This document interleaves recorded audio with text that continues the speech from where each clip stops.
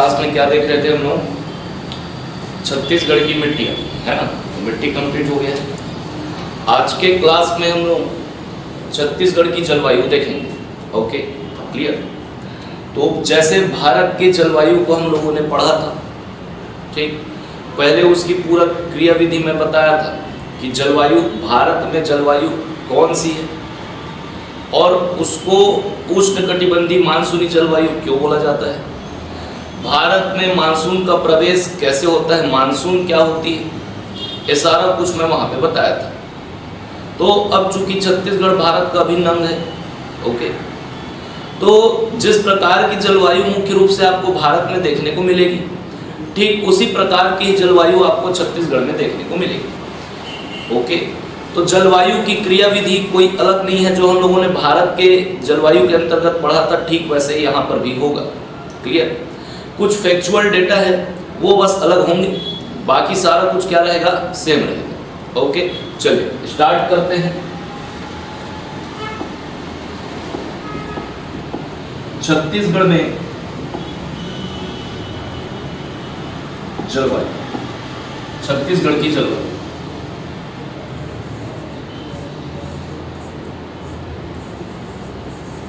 छत्तीसगढ़ की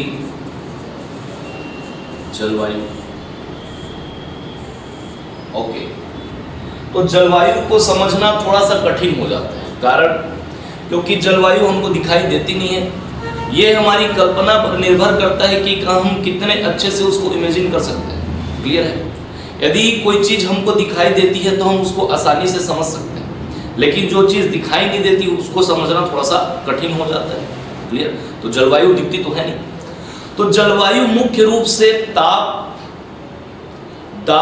temperature, pressure, जिस क्षेत्र की भी जलवायु हम पढ़ रहे हैं उस क्षेत्र का तापमान कैसा है, वहाँ पे दाब कैसा है, वहाँ की आर्द्रता, ह्यूमिडिटी कैसी है।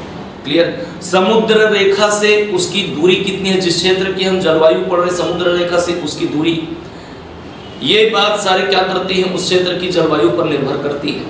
ओके, तो किसी क्षेत्र की जलवायु किस किस कारक पर निर्भर करती है, तो वहाँ के ताप पे कि तापमान कितना होगा, ज़्यादा होगा, कम होगा, वहाँ के दाब पे, वहाँ पर आर्द्रता कितनी है, शुष्क क्षेत्र है कि आर्द्र क्षेत्र है, समुद्र रेखा से दूरी, समुद्र तल से उसकी ऊंचाई पर भी निर्भर करता है। ओके, तो सबसे पहले हम देखते हैं कि थोड़ा सा भारत को देख लेते हैं कि भारत के क्षेत्र में क्या क्या प्रभाव पड़ता है। यदि हम भारत की बात करें तो भारत की जलवायु हम क्या कहते हैं कि भारत की जलवायु जो है वो उष्णकटिबंधीय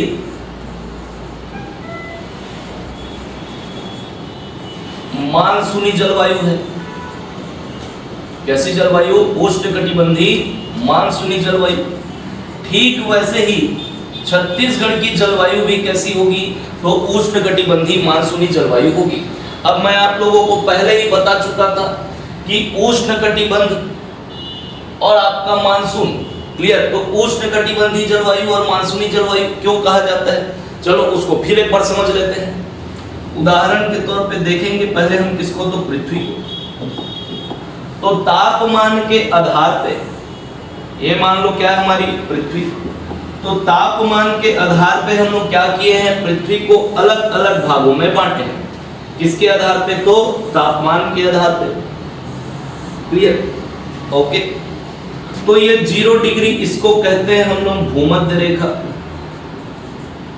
क्या कहते हैं? भूमध्य रेखा, इक्वेटर। क्लियर? क्यों कहते हैं, ये भी मैं वर्ल्ड ज्योग्राफी पढ़ाते वक्त तो बता दिया। उसके बाद ये आपका 23.5 डिग्री उत्तरी अक्षांश, क्या है, 23.5 डिग्री उत्तरी अक्षांश, इसको कहते हैं हम लोग कर्क रेखा। क्या कहते हैं? कर्क रेखा, ट्रॉपिक ऑफ कैंसर। ये 23.5 डिग्री दक्षिणी अक्षांश है, इसको हम लोग कहते हैं क्या, आपका मकर रेखा। क्या कहते हैं? मकर रेखा। क्लियर है? ओके, चलो। तो सूर्य का उत्तरायण होना और सूर्य का दक्षिणायन होना, ये इस बात पे निर्भर करता है कि उस क्षेत्र का तापमान कितना होगा। यानी किसी भी क्षेत्र का तापमान किस पर निर्भर करेगा कि सूर्य उत्तरायण पे है कि दक्षिणायन पे है। तो मान लो ये आपकी सूर्य है और पृथ्वी उसकी क्या कर रही है, ऐसे परिक्रमा कर रही है। तो 4 कंडीशन बनते हैं ऋतु परिवर्तन में, बता चुका हूं। तो एक समय ऐसा आएगा कि सूर्य ऊपर होगा और पृथ्वी क्या होगी, नीचे होगी। तो उस समय सूर्य कहां पे रहता है, उत्तरायण पे। ओके, अब जैसे जैसे पृथ्वी घूमकर ऊपर आएगी तब पृथ्वी ऊपर होगी और सूर्य नीचे होगा, तो सूर्य उस समय दक्षिणायन पे होता है। क्लियर। तो चूंकि हमारा जो भारत है ये उत्तरी गोलार्ध पर है और कर्क रेखा इसके बीचों बीच से मध्य से होकर गुजरती है, तो इस समय हमारे यहाँ ये वाला जो क्षेत्र है 23.5 से लेके 23.5, यहां पर सूर्य की लंबवत किरणें साल भर विचरण करती। ओके, उदाहरण के तौर पे यदि देखें तो यहाँ पे आपका क्या है, एक भूमध्य रेखा। तो मान लीजिए यहाँ का जो समय है वो 21 मार्च है। ओके, तो 21 मार्च को सूर्य की लंबवत किरणें कहाँ पड़ती है, भूमध्य रेखा पर। ओके, अब मार्च के बाद जैसे जैसे आपका पृथ्वी नीचे जाते जाएगी सूर्य की लंबवत किरणें इस क्षेत्र पे बढ़ते जाएगी। ओके, तो मार्च के बाद ये अप्रैल, मई और मई के बाद ये जून, तो ये 21 जून। क्लियर। अब जून के बाद जुलाई आएगा तो सूर्य की लंबवत किरणें ऊपर नहीं चढ़ेगी, नीचे आएगी फिर से। कारण क्योंकि 21 जून को सूर्य कहां पे होता है, दक्षिणायन पे, और पृथ्वी कहां पे होती है, सूर्य उत्तरायण पे होगा और पृथ्वी कहां होगी, दक्षिणायन पे, 21 जून। अब जून के बाद धीरे धीरे पृथ्वी क्या होती है, घूम के ऊपर आने लगती है, तो सूर्य की लंबवत किरणें कहां आने लगेगी, नीचे। तो ये जून, जून के बाद जुलाई, जुलाई के बाद अगस्त, अगस्त के बाद सितंबर, सितंबर के बाद अक्टूबर, नवंबर और ये दिसंबर। क्लियर है। तो दिसंबर, 22 दिसंबर को सूर्य कहां होता है, दक्षिणायन पे, और पृथ्वी कहां होती है, उसके उत्तर पे। ओके, अब धीरे धीरे यहां से सूर्य की लंबवत किरणें नीचे नहीं आ पाती है जनवरी में। क्यों? क्योंकि जैसे ही दिसंबर का समय आता है 22 दिसंबर, पृथ्वी धीरे घूम के कहां आने लगती है, नीचे। तो सूर्य की जो लंबवत किरणें वो कहां चढ़ने लगती है, ऊपर। ओके, तो जनवरी, दिसंबर में यहां होगी, जनवरी में नीचे न जाकर फिर से कहां चढ़ेगी, ऊपर, फरवरी, मार्च और फिर से आपका अप्रैल।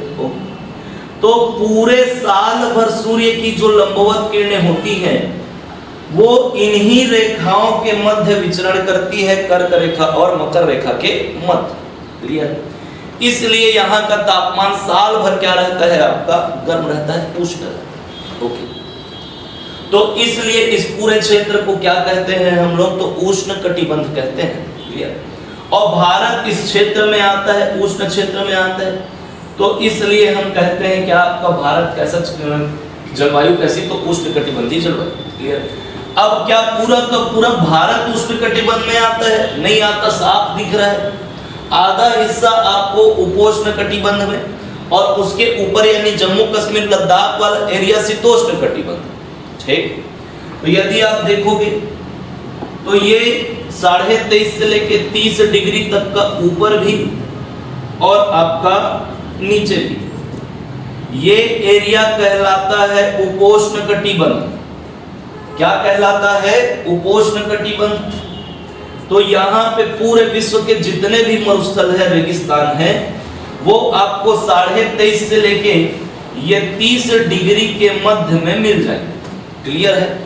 इस एरिया, इस स्ट्रिप को कहते हैं क्या, आपका उपोष्ण कटिबंध। याद रहेगा। चलो अब ऊपर जाएंगे तो यहां पर होगा आपका 66.5 डिग्री। ये क्या होगा, 66.5 डिग्री उत्तरी अक्षांश। ओके, तो इसको कहते हैं हम लोग आर्कटिक वृत्त। क्या कहते हैं, आर्कटिक वृत्त। ओके, वैसे ही ठीक नीचे जाओगे तो ये 66.5 डिग्री दक्षिणी अक्षांश है, तो इसको हम लोग कहते हैं अंटार्कटिक वृत्त। क्या कहते हैं, अंटार्कटिक वृत्त। क्लियर। तो 30 डिग्री से लेके 66.5 तक का जो एरिया है ये कहलाता है आपका शीतोष्ण कटिबंध। शीत भी होगा और उष्ण भी होगा, शीतोष्ण कटिबंध। ठीक वैसे ही ये भी आपका क्या कहलाएगा, शीतोष्ण कटिबंध। ओके, अब आप जाओगे कहां, 90 डिग्री में। कहां जाओगे, 90 डिग्री में। तो 90 डिग्री में पहुंचोगे तो ये आपका उत्तरी ध्रुव नॉर्थ पोल और ये आपका दक्षिणी ध्रुव साउथ पोल। तो ये वाला 66.5 से 90 तक का एरिया कहलाता है आपका शीत कटिबंध। क्या, शीत कटिबंध। क्लियर। तो अभी हम लोग देखें कि 23.5 से लेके 23.5 तक का जो एरिया है ये क्या कहलाता है आपका उष्ण कटिबंध, क्योंकि यहाँ पे सूर्य की लंबवत किरणें साल भर विचरण करती है, इसलिए यहाँ का तापमान क्या होगा, सबसे ज्यादा होगा। क्लियर है। अब इस क्षेत्र पे इधर से जैसे ऊपर और इधर से जैसे नीचे जाओगे तो यहाँ पे सूर्य की तिरछी किरणें पड़ती हैं, इसलिए इस क्षेत्र का तापमान इसकी तुलना में क्या होगा, कम रहता है। ओके, और ऊपर जाओगे तो सूर्य की तिरछी किरणें एकदम महीन पड़ती है, इसलिए यहाँ का तापमान बहुत कम होता है। तो यहाँ पे आपका काफी ठंडा होगा, ये आपका क्या है, पूरा बर्फीला क्षेत्र होता है, तो ये शीत कटिबंध कहलाता है। ओके, याद रहे। तो देखो, भारत उष्ण कटिबंध में भी आ रहा है, भारत उपोष्ण कटिबंध में भी आ रहा है, और भारत जो है ये आपका शीतोष्ण कटिबंध में भी आ रहा है। तो उस हिसाब से हमको तीनों को लेना चाहिए, लेकिन हम लेके रहे किसको, केवल उष्ण कटिबंध। उसके पीछे कारण है, क्योंकि यदि आप भारत को देखोगे अच्छे से तो मान लो ये आपका क्या है, ये भारत है। ओके, ये क्या आपका भारत। ठीक, तो यहां पर आपको दिखेगा हिमालय, ये क्या है, पूरा हिमालय। अब ये नीचे भूमध्य रेखा, ये आपकी कर्क रेखा, और ऊपर जाओगे तो ये आपका क्या है, 66.5 डिग्री। तो ध्रुवों से शीत पवने, ध्रुवीय पवने भूमध्य रेखा की ओर आती है। किस ओर आती है, भूमध्य रेखा की ओर। ये 0 डिग्री है, लेकिन अब चूंकि यहाँ पे हिमालय है ना, तो हिमालय काफी ऊंचा है, विश्व का सबसे ऊंचा पर्वत हिमालय। तो यहाँ से जो ध्रुवीय पवने ध्रुवों से भूमध्य रेखा की ओर आती है, वो हिमालय के कारण भारत के क्षेत्र में प्रवेश नहीं कर पाती।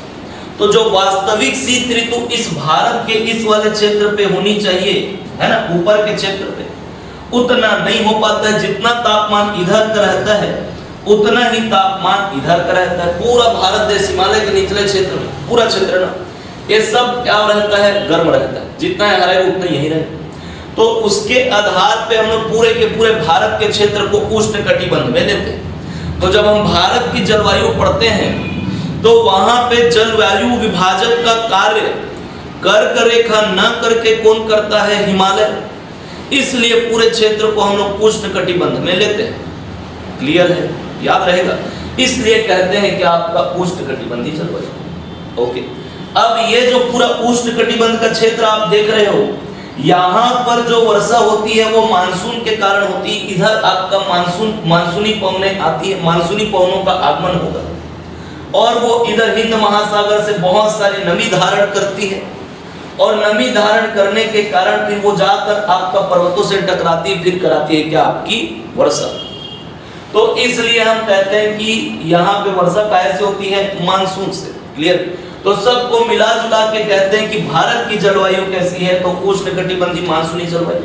और छत्तीसगढ़ भारत का अभिन्न अंग है, इसलिए छत्तीसगढ़ की जलवायु भी हम कैसे कहते हैं, तो उष्ण कटिबंधीय मानसूनी जलवायु। क्लियर है। तो याद रखिएगा छत्तीसगढ़ की जलवायु कैसी है, तो उष्ण कटिबंधीय मानसूनी जलवायु है। याद रहेगा। क्लियर। ओके, चलो अब देखते हैं छत्तीसगढ़ में ऋतु। ठीक,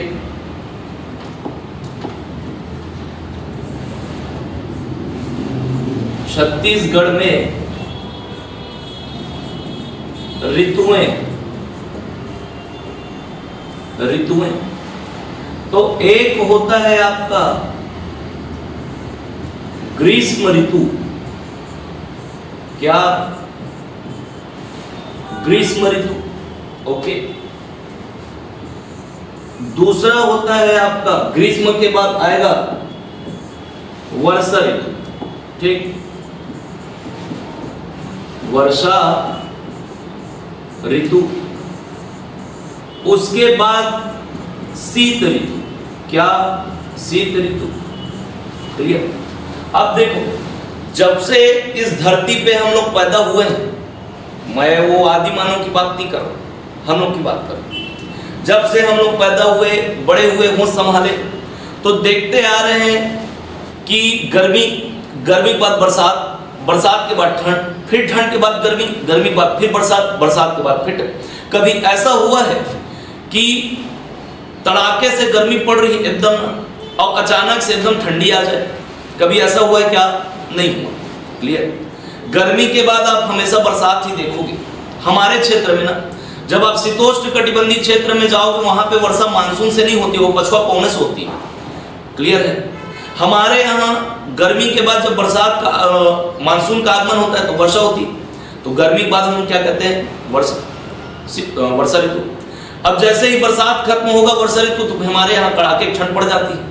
कभी ऐसा देखे हो कि बरसात हुआ एकदम झमझमा के और फिर एकदम गर्मी आ गई?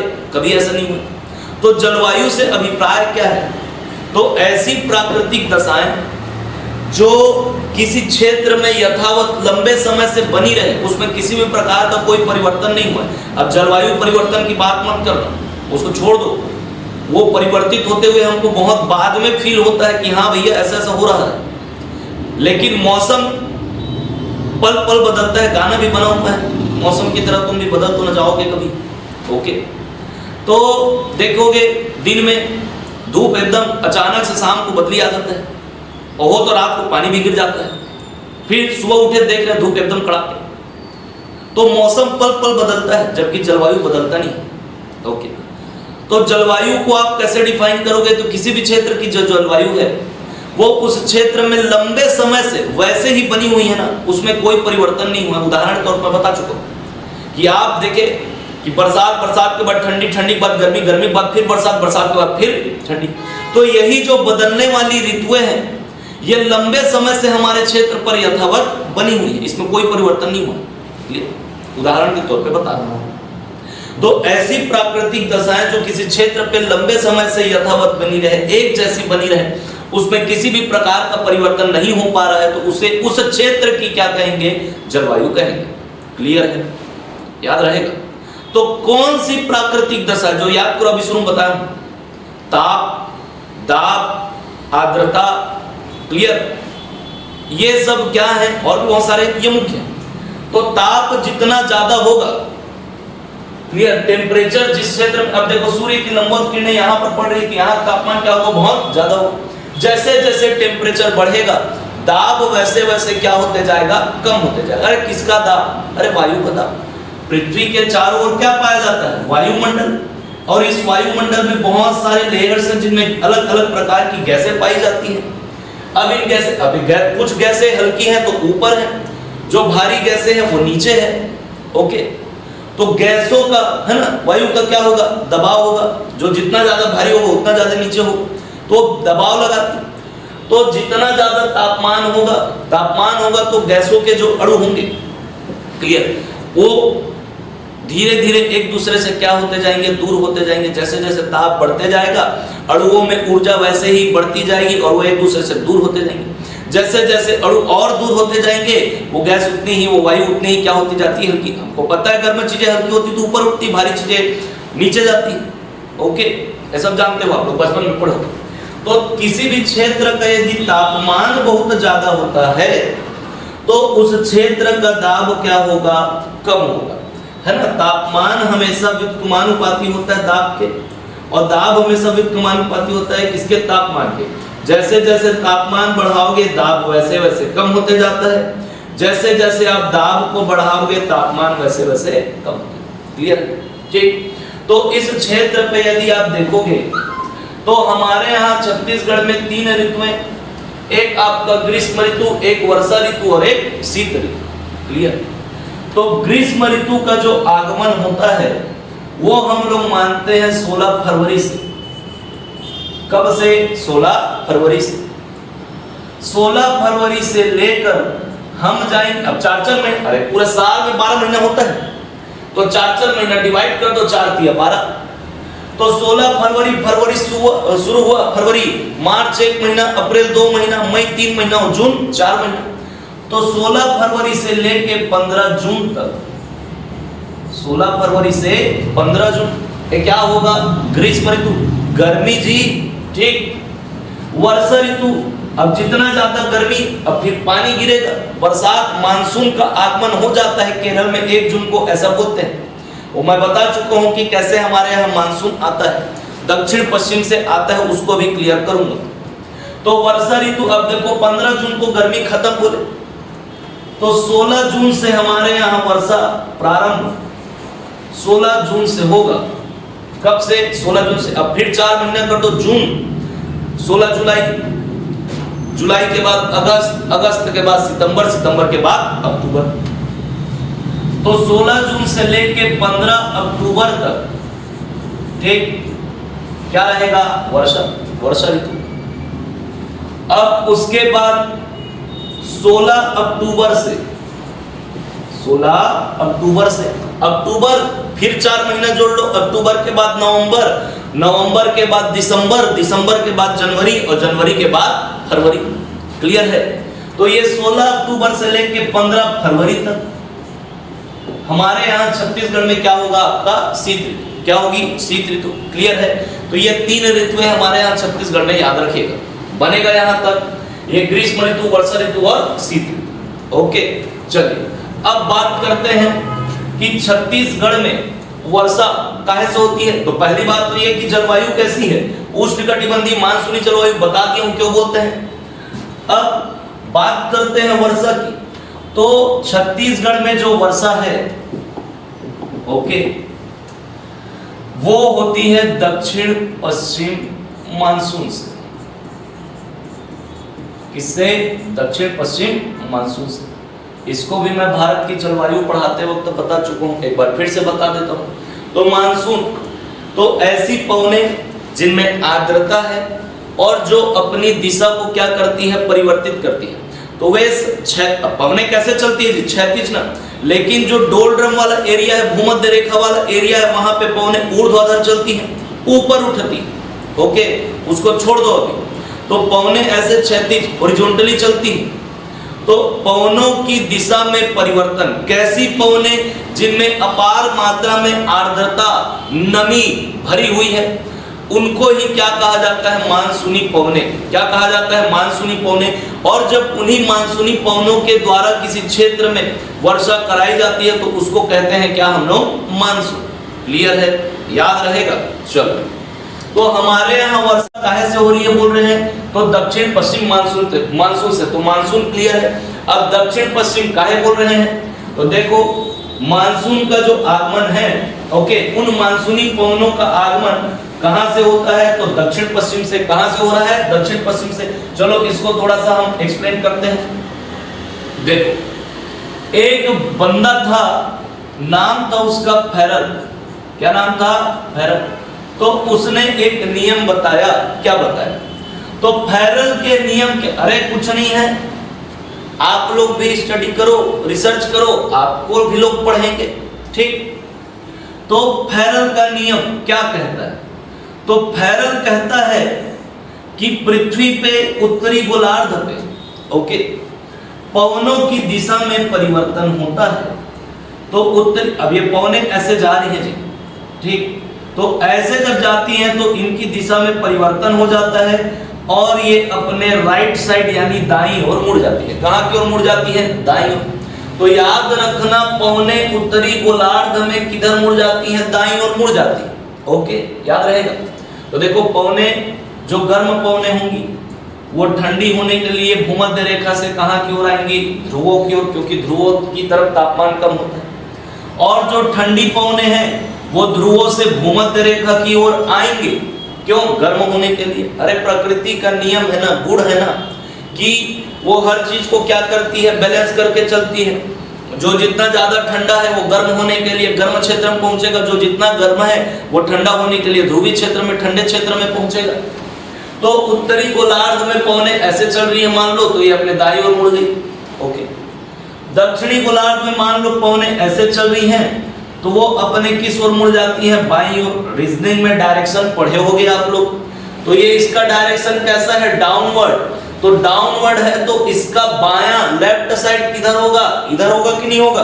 ओके, तो याद रखना फैरल कहता है, क्या कहता है कि उत्तरी गोलार्ध में जो पवनें हैं वो अपने दाईं ओर यानी कि राइट साइड क्या हो जाती है? मुड़ जाती है। दक्षिणी गोलार्ध में जो पवनें हैं वो अपने लेफ्ट साइड यानी कि अपने बाईं ओर मुड़ जाती है। ये कौन कहता है? फैरल। तो फैरल के नियम के अनुसार उत्तरी गोलार्ध में पवनें दाईं ओर, दक्षिणी गोलार्ध में पवनें बाईं ओर मुड़ती है। Okay, clear. अब ये तो बता दिया उसने कि हाँ ऐसे ऐसे मुड़ जाती हैं, लेकिन ये नहीं बता पाया कि क्यों मुड़ती है, रीजन नहीं दिया ना।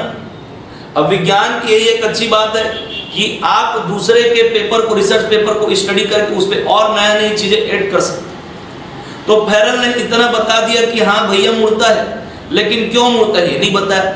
आगे चल के इसी की ही बात को और अच्छे से समझाया किसने? कोरिलेसिस ने। क्लियर। तो देखते हैं फैरल का नियम समझ में आया जी?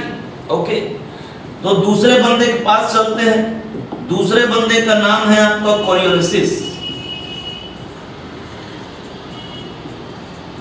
कोरिलेसिस, ठीक। तो कोरिलेसिस कहता है कि पृथ्वी घूमती, अरे वो नहीं कहता तो भी घूम रही, ठीक। तो पृथ्वी घूम रही है, और पृथ्वी जब घूमती है तो उस पर एक बल काम करता है, तो उसे पृथ्वी का घूर्णन बल कहते हैं। क्लियर है? अरे कोई भी चीज जब घूम रही है तो केंद्र से बाहर की ओर बल लगता है। क्लियर। आप लोग बचपन में ऐसे घूमोगे, दोनों हाथ फैला के घूम रहे हो मनमाने, तो घूमते घूमते ऐसे लगता है कि हाथ को कोई बाहर की ओर खींच रहा है, और उसी बीच में यदि कोई आ गया तो एक दो थप्पड़ पड़ जाता था। बचपन में खेले हो, हम तो बहुत खेले, ठीक। तो पृथ्वी घूम रही है तो उस पर घूर्णन हो रहा है, तो उस पर बल काम करता है, घूर्णन बल, ठीक है। तो उस बल के कारण पवनों की दिशा में क्या हो जाता है? परिवर्तन हो जाता है। इस बल के बारे में किसने बताया? तो कोरिलेसिस ने। इसलिए इस बल को कोरिलेसिस बल कहा जाता है। याद रहेगा। अब देखो, ऐसा नहीं है कि वायुमंडल जो है वो स्थिर है, पृथ्वी घूम रही है तो जिस क्षेत्र की जो वायु है वो उस क्षेत्र के साथ साथ ही उसके पीछे पीछे चलती है। समझ में आ रही बात? जैसे मान लो ये छत्तीसगढ़ वाला एरिया है, अब पृथ्वी घूम रही है तो ये छत्तीसगढ़ भी ऐसे ऐसे घूमेगा, तो छत्तीसगढ़ के ऊपर का जो वायु है वो छत्तीसगढ़ को छोड़ेगा नहीं। समझ में आ रहा है? वो उसके साथ साथ चलेगा, थोड़ा सा पीछे रहेगा क्योंकि पृथ्वी पहले घूमेगी, बाद में उसके पीछे पीछे वायुमंडल। क्लियर है? हम कभी ना होंगे जुदा, साथ में रहेंगे, ऐसा बोल रहे हैं। ओके, तो याद रखना पृथ्वी जब घूमती है तो उस पर एक बल काम करता है। तो उस बल के बारे में किसने बताया? तो कोरिलेसिस ने। उसे पृथ्वी का घूर्णन बल कहते हैं। चूंकि उस बल को इंट्रोड्यूस करने वाले कौन थे? कोरिलेसिस, इसलिए उस बल को कोरिलेसिस बल के नाम से जाना जाता है। तो याद रखना, फैरल कहता है कि पवनों की दिशा में परिवर्तन होता है, जबकि कोरिलेसिस बताया कि पवनों की दिशा में परिवर्तन काहे से होता है? तो पृथ्वी के घूर्णन बल के कारण। इसी बल को इंट्रोड्यूस करने वाला कोरिलेसिस था, तो उसके नाम पे इस बल का नामकरण किया गया और बोले कि पवनों के दिशा में परिवर्तन कोरिलेसिस बल के कारण होता है। याद रहेगा इतना? बनेगा। पानी पी लेता हूं एक मिनट।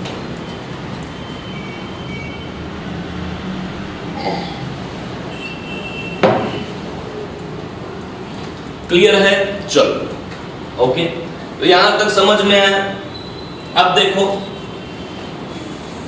ये भूमध्य रेखा है 0 डिग्री, इसको मान लो आपका 10 डिग्री, और इधर भी मान लो क्या आपका 10 डिग्री। ये है आपका 23.5 डिग्री कर्क रेखा, और ये रहा हमारा क्या? भारत। ओके जी, ठीक। चलो देखो, अब मार्च का महीना है। कौन सा महीना?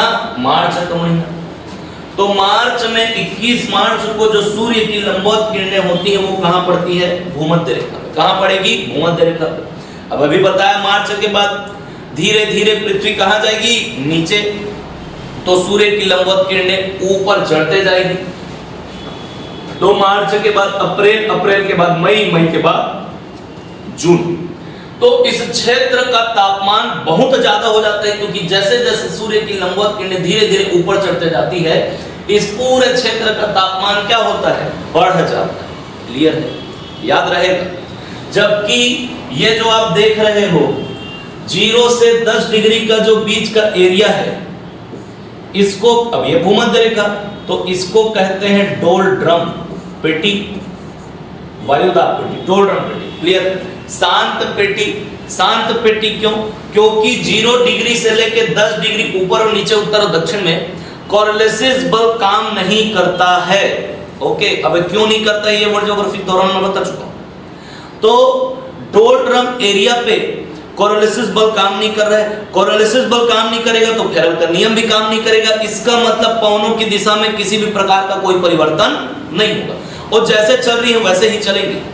और इस क्षेत्र में तापमान बहुत ज्यादा हो जाता है, क्योंकि भूमध्य रेखा पे सूर्य की लंबवत किरणें पूरे साल भर सीधी पड़ती है ना। ओके, तो तापमान यहाँ का बहुत ज्यादा रहता है। यहाँ पे चलने वाली पवनें भी बहुत ज्यादा गर्म हो जाती है। पवनें जब गर्म होंगी तो सीधी सी बात है हल्की होंगी, और हल्की है तो सीधे क्या होती है, ऊपर। तो यहाँ पे संवहन धारा चलती है। कहाँ पे, डोलड्रम पेटी में। यहाँ पे कोरिलेसिस बल काम नहीं करता है, याद रहेगा। तो कौन से क्षेत्र में पृथ्वी का जो कोरिलेसिस बल है, घूर्णन बल है, वो काम नहीं करता है, तो डोलड्रम में 0 डिग्री से लेके उत्तरी और दक्षिणी अक्षांश पे 10 डिग्री तक, याद रहेगा। अब देखो, जैसे ही सूर्य की लंबवत किरणें ऊपर चढ़ी तो इस क्षेत्र का तापमान ज्यादा होगा। तापमान क्या होगा, ज्यादा होगा। तो जब इस क्षेत्र का तापमान ज्यादा होगा तो यहाँ की पवनें भी क्या होंगी, गर्म होंगी। तो मार्च के बाद अप्रैल, तो अप्रैल में देखो सूर्य की लंबवत किरणें इस क्षेत्र में पहुंची, यहाँ का तापमान क्या होगा, ज्यादा होगा। तापमान ज्यादा होगा, पवनें गर्म होंगी। पवनें गर्म होंगी, हल्की होकर ऊपर उठेंगी। तो पवनें जब हल्की होकर ऊपर उठती हैं तो भैया नीचे का स्थान क्या हो जाएगा जी, रिक्त हो जाएगा, खाली हो जाएगा ना। ओके, क्या हो जाएगा, खाली हो जाएगा। तो ये जब खाली होगा, अब मैं शुरू में थोड़ी देर पहले बोला कि प्रकृति का नियम है बैलेंस करने का, कोई भी चीज अनबैलेंस्ड नहीं हो सकती है। तो नीचे के स्थान क्या हो गया, खाली। तो अब इस खाली स्थान को भरने के लिए आजू बाजू से पवनें चलती हैं, आसपास से पवनें चलती हैं। क्लियर, वैक्यूम बन जाता है, वैक्यूम। तो उस खाली स्थान को भरने के लिए आसपास से क्या होंगी, पवनें चलेंगी। क्लियर, ये वाला एरिया ये गर्म होगा, तो यहां से पवनें ऊपर उठने लगेंगी, तो आसपास की पवनें क्या चलती हैं, क्या करती हैं, इसको भरने के लिए आती हैं। तो क्षेत्र से ही इस क्षेत्र में चलेगी, तो इनको स्थानीय पवन कहते हैं। क्या कहते हैं, स्थानीय पवन। क्लियर। अब देखो मार्च, अप्रैल, अप्रैल के बाद मई, तो मई के समय में सूर्य की लंबवत किरणें भारत में प्रवेश कर जाती है ऊपर तक। तो भारत का जो प्रायद्वीपीय वाला हिस्सा है, ये नीचे वाला, यहाँ का तापमान और क्या हो जाता है, बढ़ जाता है। तापमान जब बढ़ जाता है तो सीधी सी बात है पवनें और गर्म हो जाती है। पवनें जितनी ज्यादा गर्म होंगी उतनी हल्की होंगी, हल्की होंगी और ऊपर उठेंगी, तो नीचे का पूरा स्थान क्या हो जाएगा, खाली हो जाएगा। फिर से उस खाली स्थान को भरने के लिए आसपास से पवनें चलती हैं, ये भी गर्म होंगी। क्लियर। और उस वैक्यूम को भरने के लिए काफी तीव्र गति से चलती है, चूंकि यहाँ का तापमान ज्यादा हो जा रहता है तो पवनें भी गर्म हो जा रहती हैं, और ये काफी तीव्र गति से अपने ही क्षेत्र से चलकर अपने ही क्षेत्र को भरेंगे, तो इनको स्थानीय पवनें कहते हैं। और हमारे यहाँ इन स्थानीय पवनों को लू के नाम से जाना जाता है। किसके नाम से जाना जाता है, लू के नाम से। तो याद रखना, लू कैसी पवनें हैं, तो आपका स्थानीय पवनें, याद रहेगा। चलो, तो मई के महीने चल रहा है। अब मई के बाद जून, तो 21 जून को सूर्य की लंबवत किरणें कर्क रेखा पे पड़ती है। कहां पड़ती है, कर्क रेखा पे। तो जैसे जैसे मई का आखिरी जब समय आता है तो तापमान बहुत ज्यादा हो जाता है, पवनें बहुत गर्म हो जाती हैं, एकदम हल्की हो जाती है, पूरा ऊपर उठेंगी, नीचे के स्थान पूरा खाली, पूरा वैक्यूम। तो यहाँ की जो आसपास की पवनें हैं उन रिक्त स्थानों को भरने के लिए पर्याप्त नहीं होती। तो इतना ज्यादा यहाँ पे वैक्यूम बन जाता है कि अब पवनों को यहां से यहां की ओर आना पड़ता है। क्लियर। और आप लोग एक बात याद रखना, पवनें हमेशा हाई प्रेशर से लो प्रेशर की ओर चलती है। तो हाई प्रेशर कब होगा, क्लियर, जब टेम्परेचर क्या होगा, लो होगा। और लो प्रेशर कब होगा? जब टेम्परेचर हाई होगा। क्लियर है? अरे ज्यादा वाला ही कम को देगा ना, कि कम वाला ज्यादा को देगा, फिर बैलेंस कैसे होगा? ये तो और कम हो जाएगा। तो जिसके पास जितना ज्यादा रहता है वो उतना ही दान पुण्य करता है। क्लियर है? अरे आपके पास 10 रुपया है, आप 1 रुपया दान कर दोगे। क्लियर? आपके पास है तब आप कर रहे हो। तो इसके पास ज्यादा है तो एक कम वाले को देगा, कि कम वाला ज्यादा वाले को देगा, ज्यादा वाला कम वाले को देगा ना। ठीक, चलो। तो याद रखना पवनें हमेशा कहां से कहां चलती है? हाई प्रेशर से लो प्रेशर की ओर। क्लियर है? तो देखो इस क्षेत्र का तापमान बहुत ज्यादा हो गया है। क्लियर? तापमान बहुत ज्यादा हो गया है तो पवनें भी क्या हो जाएंगी? गर्म होंगी, हल्की होकर ऊपर उठेंगी। तो तापमान ज्यादा होने के कारण यहाँ का प्रेशर क्या हो गया? लो। बहुत ज्यादा लो प्रेशर क्रिएट हो गया। अब इस लो प्रेशर को भरने के लिए आसपास की पवनों के पास क्षमता नहीं है, तो पवनें अब दक्षिणी गोलार्ध से किधर की ओर आएंगी? उत्तरी गोलार्ध की ओर। पवनें दक्षिणी गोलार्ध से किधर की ओर आएंगी? उत्तरी गोलार्ध। क्योंकि जब यहाँ पे लो प्रेशर बन रहा है, क्योंकि यहाँ का टेम्परेचर क्या है? बहुत ज्यादा है, और इधर दक्षिणी गोलार्ध का टेम्परेचर बहुत लो है, तो वहां का प्रेशर क्या होगा? बहुत ज्यादा हाई होगा। ओके, तो हाई प्रेशर से लो प्रेशर की ओर पवनें अब चलेंगे। तो चला दो। ये देखो पवनें कहां से? हाई प्रेशर से। यहाँ पे लो प्रेशर है, यहाँ पे हाई प्रेशर है, तो पवनें चलेंगे। तो डोल ड्रम में तो कोरिलेसिस बल काम करता नहीं है। ओके, जैसे ही डोल ड्रम वाले एरिया को ये क्रॉस करेगी, फिर से कोरिलेसिस बल एक्टिव हो जाएगा और वहां पर से फेरल का नियम काम करने लगेगा। तो फेरल के नियम के अनुसार कोरिलेसिस बल के कारण उत्तरी गोलार्ध में पवनें अपने किस ओर मुड़ जाती हैं? तो याद रखो, अभी थोड़ी देर पहले बताया हूं, अपने दाईं ओर, राइट साइड। तो देखो ये आपको कहां से आते हुई दिख रही है जी? ये देखो ऐसे आते हुए दिख रही है, तो इसको बोलते हैं साउथ वेस्ट। क्या कहते हैं? साउथ वेस्ट, दक्षिण पश्चिम। क्लियर है? ओके। अब याद रखना कि पवनें जिस ओर से आती हैं उसी ओर से उसका नामकरण किया जाता है, जिस ओर जा रही है उस ओर से उसका नामकरण नहीं किया जाता। तो कहां से आ रही है? ये दक्षिण पश्चिम से। अब यहां से दक्षिण पश्चिम से आ रही है, तो ये देखो नीचे में हिंद महासागर है, तो यहां से अब गर्म पवनों में गुण होता है कि वो नमी को क्या करती है? धारण करती है। तो नमी को धारण कर रही है, आर्द्रता। ओके, तो कहां गए? हाँ, ये यहां हिंद महासागर से नमी को धारण करी, और ये कहां से आ रही है? दक्षिण पश्चिम से। इनकी दिशा में परिवर्तन हो चुका है, आर्द्रता ये धारण कर चुकी है, तो इसको कहते हैं कि आपका दक्षिण पश्चिम मानसून। अब ये भारत में प्रवेश करेगी, फिर कुछ ये दो शाखाओं में बट जाती है। एक शाखा अरब सागर में जाएगी और दूसरी शाखा आपका बंगाल की खाड़ी। तो ये अरब सागर से भी नमी धारण करेगी और बंगाल की खाड़ी से भी नमी धारण करेगी। इसको सब भारत के जलवायु पढ़ाते वक्त बता चुका। क्लियर? तो याद रखना हमारे यहाँ छत्तीसगढ़ में वर्षा काहे से होती है? दक्षिण पश्चिम मानसून से। दक्षिण पश्चिम मानसून दो शाखाओं में बटेगा, एक आपका अरब सागर वाली शाखा और दूसरी बंगाल की खाड़ी वाली शाखा। तो हमारे यहाँ सर्वाधिक वर्षा जो है वो बंगाल की खाड़ी वाली शाखा से होती है 90% छत्तीसगढ़ में, और अरब सागर वाली शाखा से आपका मात्र कितना? तो 10%। कितना? 10% बनेगा। चलो देखो यहां तक क्लियर है। अब देखते हैं, मान लो ये अरब सागर और बंगाल की खाड़ी थोड़ा सा देख लेते हैं। ये भारत है और ये आपका क्या है? छत्तीसगढ़। यहाँ पे पश्चिमी घाट मिलेगा, इधर अरावली पर्वत, और ये आपका क्या है? पूर्वी घाट। इधर विंध्याचल पर्वत, ये आपका मैकल श्रेणी, ये सतपुड़ा पर्वत। ठीक, बहुत सारे पर्वत होंगे। अब देखो ये अरब सागर वाली शाखा ये ऐसे जाएगी और इधर के क्षेत्रों पे क्या कराती है? वर्षा कराती है। अब जो पवने जिनमें आर्द्रता है, ठीक, वो क्या करती है, पर्वतों के ढाल के सहारे चढ़ती है। ऐसे जैसे जैसे ऊपर चढ़ते जाएगी तापमान में कमी, अरे हाइट के साथ साथ तापमान में क्या होता है जी, कमी आती है ना। ओके, तो जैसे जैसे तापमान में कमी आएगी ऊपर चढ़ते चढ़ते वायु पवने जो है जिनमें आर्द्रता है वो धीरे धीरे क्या होते जाएगी, ठंडी होती जाएगी। अब जब वायु ठंडी होगी तो ठंडी वायु का, जैसे गर्म वायु का गुण होता है आर्द्रता को धारण करना, वैसे ही ठंडी वायु क्या करती है, आर्द्रता को छोड़ देती है। तो जैसे जैसे ये ऊपर चढ़ेगी वायु ठंडी होगी तो ये नमी को जो अपने साथ लेकर आई है उसको क्या करती है, छोड़ देती है। तब होती है क्या, वर्षा। क्लियर।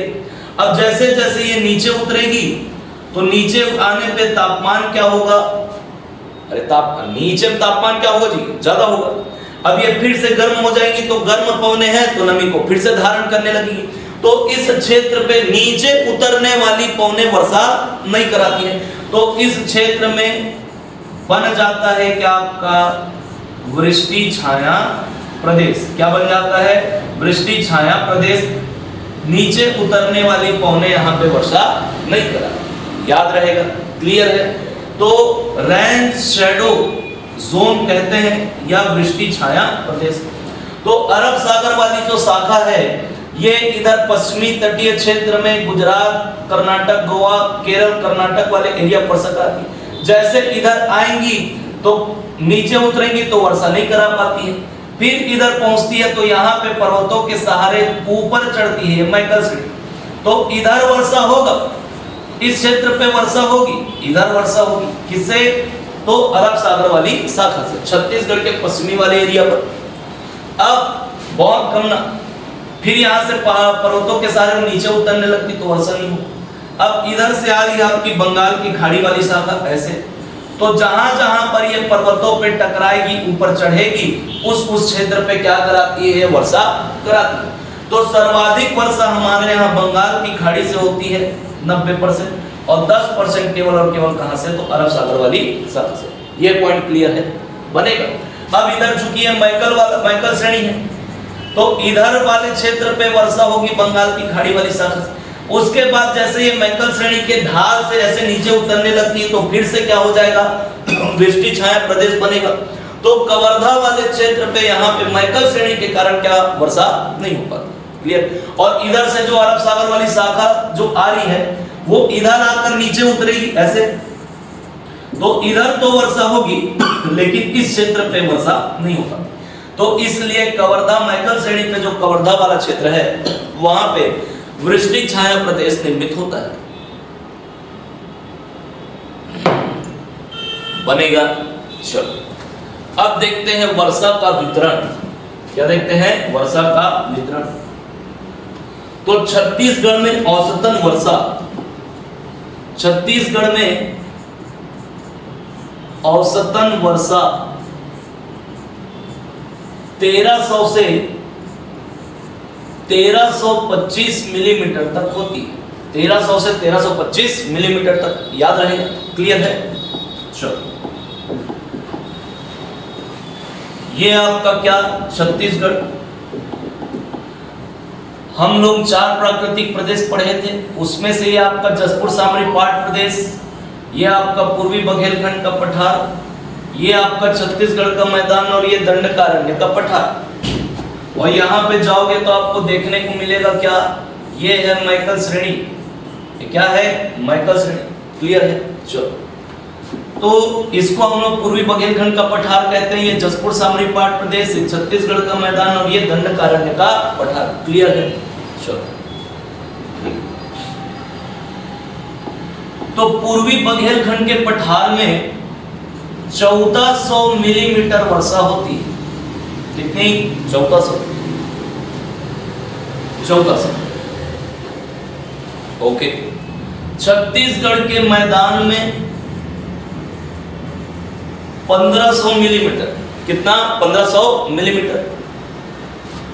दंडकारण्य के पठार में भी आपका 1500 मिलीमीटर। कितना, 1500 मिलीमीटर। जसपुर सामरी पाट प्रदेश में आपका 1600 मिलीमीटर। कितना, 1600 मिलीमीटर। याद रहेगा। चलिए अब देखिए, ये रायगढ़ बेसिन, ये क्या है आपका, रायगढ़ बेसिन। ठीक। और ये नारायणपुर में आपका अबुझमाड़ की पहाड़ी, ये क्या है? अबुझमाड़ की पहाड़ी, नारायणपुर। तो याद रखना रायगढ़ बेसिन में 1600 मिलीमीटर वर्षा होती। कितना? 1600 मिलीमीटर। अबुझमाड़ की पहाड़ी में भी 1600 मिलीमीटर वर्षा होगी। कितना आपका? 1600 मिलीमीटर, याद रहे। ये बलरामपुर का रामानुजगंज है और ये आपका दिख रहा होगा आपको वाड्रफ नगर। ओके, सॉरी उल्टा हो गया।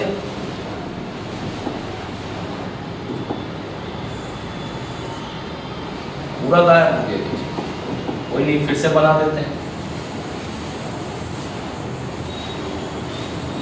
ये आपका छत्तीसगढ़। ओके, तो यहां पे आपको दिख रहा होगा वाड्रफ नगर और ये आपका रामानुजगंज, ये बलरामपुर का है। ओके, तो बलरामपुर के वाड्रफ नगर और रामानुजगंज में 1300 मिलीमीटर तक वर्षा होती है। कितनी? 1300 मिलीमीटर तक। और ये मैकल श्रेणी का कवर्धा वाला क्षेत्र, यहाँ पर 1300 मिलीमीटर से भी कम वर्षा होती है। क्यों होती है बता दिए, क्लियर? यहाँ पर भी वही कंडीशन, यहाँ पर भी वही कंडीशन, क्लियर है? ये छत्तीसगढ़ में वर्षा का वितरण बनेगा यहाँ तक। चलो अब कुछ फैक्चुअल पॉइंट है, फैक्चुअल डेटा है, वो आपको पता होना चाहिए, एग्जाम में पूछता है। जैसे छत्तीसगढ़ में सर्वाधिक वर्षा वाला क्षेत्र, क्षेत्र बोल रहा हूं ना, क्षेत्र, जिला नहीं बोल रहा हूं। तो छत्तीसगढ़ में सर्वाधिक वर्षा वाला क्षेत्र है, आपको दिख रहा होगा, एक आपका रायगढ़ बेसिन, एक आपका अबुझमाड़ की पहाड़ी और आपका जसपुर साबरी पाट प्रदेश। क्लियर है? याद रहेगा, ठीक। अब यदि बोलेगा छत्तीसगढ़ में सर्वाधिक वर्षा वाला जिला, ओके, तो जब बोलेगा छत्तीसगढ़ में सर्वाधिक वर्षा वाला जिला, तो जिला में क्या लगाओगे? आपका जसपुर। क्या लगाओगे? जसपुर। और सर्वाधिक वर्षा वाला, तीन तो बता दिया कि तीन क्षेत्र में सर्वाधिक वर्षा होती है, जसपुर सामरी पाट प्रदेश में, रायगढ़ बेसिन में और अबुझमाड़ की पहाड़ी। अब इन तीनों में भी सर्वाधिक वर्षा वाला क्षेत्र कौन सा? ऐसा यदि बोलेगा कि छत्तीसगढ़ में सर्वाधिक वर्षा वाला क्षेत्र कौन सा, तो अबुझमाड़ लगाना। ओके, छत्तीसगढ़ में सर्वाधिक वर्षा वाला जिला बोलेगा तो आपका क्या लगाओगे? तो जसपुर। अब छत्तीसगढ़ में बोलेगा न्यूनतम वर्षा वाला क्षेत्र या न्यूनतम वर्षा वाला जिला, कुछ भी पूछे तो लगा देना क्या? आपका कवर्धा। क्या लगाना? कवर्धा। क्लियर है? छत्तीसगढ़ में सबसे गर्म स्थान चांपा। क्या? चांपा। छत्तीसगढ़ में सर्वाधिक ठंडा स्थान तो लगाना मैनपाट, सरगुजा जिला का। और मैनपाट के बाद नंबर आता है किसका? तो पेंड्रा का। क्लियर है? तो एक है क्या? आपका छत्तीसगढ़ की जलवायु। उम्मीद करता हूं कि आप लोगों को समझ में आ गया। ओके, कल के क्लास में हम लोग छत्तीसगढ़ में अपवाह तंत्र को प्रारंभ करेंगे। ठीक, चलिए, थैंक यू।